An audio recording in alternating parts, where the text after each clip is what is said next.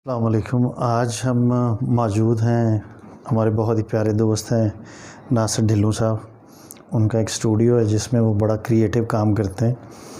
और मेरे साथ जो इस वक्त दोस्त मौजूद हैं जिनमें अपकमिंग सिंगिंग स्टार समी जाट साहब मौजूद हैं, और बाकी एडिटिंग की दुनिया के जो एडिटिंग और ग्राफिक का काम करते हैं, उस हवाले से हमारे दोस्त बहुत ही खूबसूरत काम करने वाले, जिनकी पहचान उनका काम है। जैदी भाई हैं और नादिर ख़ान।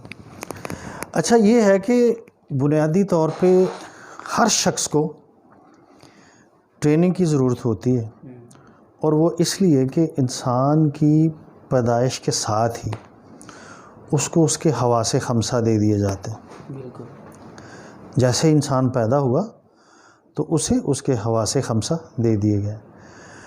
अब उन हवासे खमसा को कैसे, कब, कितना इस्तेमाल करना है, ये सारी ज़िंदगी इंसान को सीखना पड़ता है। अच्छा, इस चीज़ की जस्टिफिकेशन ये कॉल है इस्लामाइजेशन का कि इल्म हासिल करो माँ की गोद से लेके कब्र की लहद तक, यानी कि आपको हर लम्हा सीखना है। और फिर इसमें इस्लामाइजेशन ने पाबंदी भी नहीं लगाई। वो भी हमारे बहुत खूबसूरत शरीयत का एक कॉल है कि इल्म हासिल करो ख्वाह तुम्हें चीन ही क्यों ना जाना पड़े। दूसरा कॉल है कि हिकमत की बात मोमन की गुमशुदा पूंजी है, जहाँ से मिले ले ले। मतलब ये कि पाबंदी नहीं है।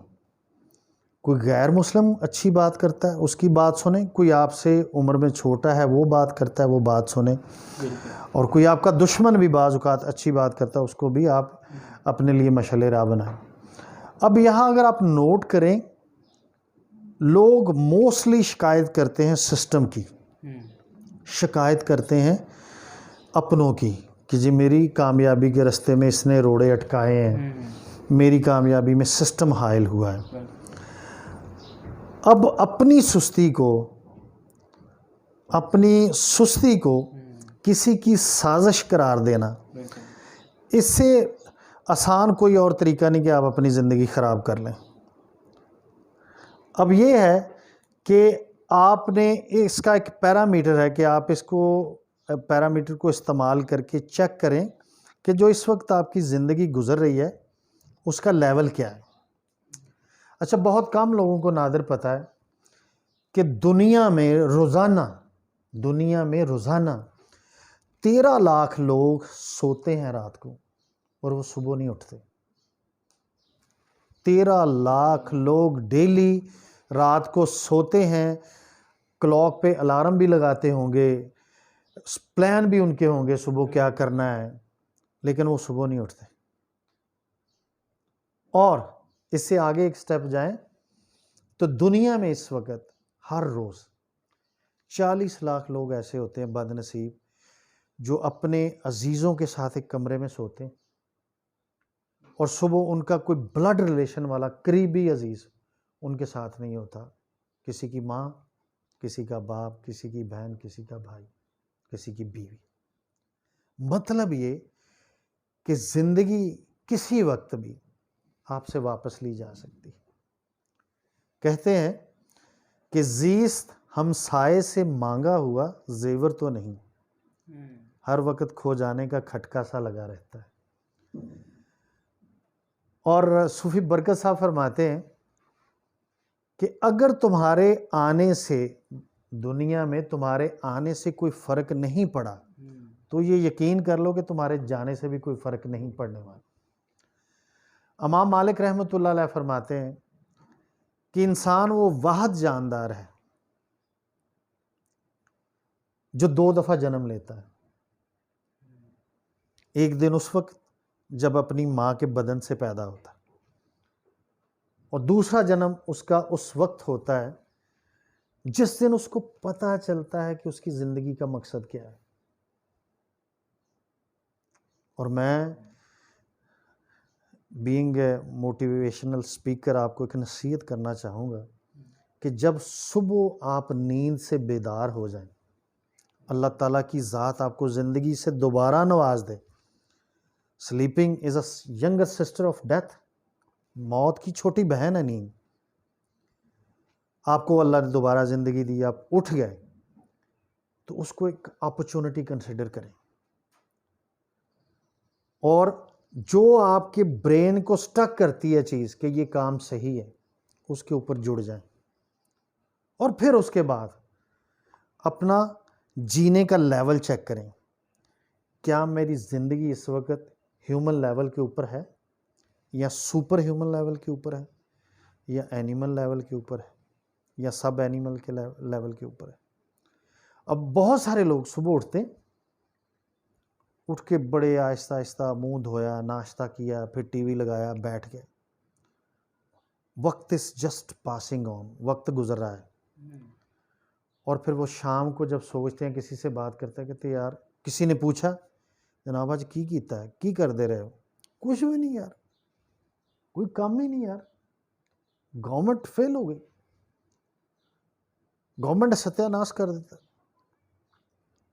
लेकिन जब कोई शीशा उन्हें दिखाए कि यार तुम्हें सांस आ रही थी, तुम्हारे पाँव चलते थे, तुम्हारा जहन काम करता था, तो तुमने क्या अचीव किया? किसी अपने बच्चे को पढ़ाया, किसी अपने बुजुर्ग के पास बैठे, किसी दोस्त के साथ कंस्ट्रक्टिव गपशप की, तो उनकी ज़िंदगी, उसे हम कहते हैं एनिमल लेवल की।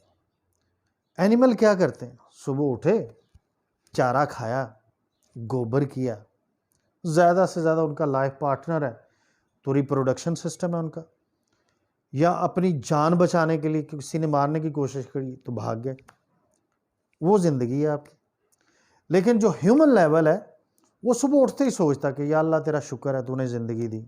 शुक्र अदा करने के बाद, अल्लाह से जुड़ने के बाद, फिर वो सोचता कि आज मैं क्या कर सकता हूँ, जो मेरी रेगुलर असाइनमेंट है, उनके बाद मेरे पास इतना टाइम है, मैंने अपनी ज़िंदगी में क्या एडअप करना है।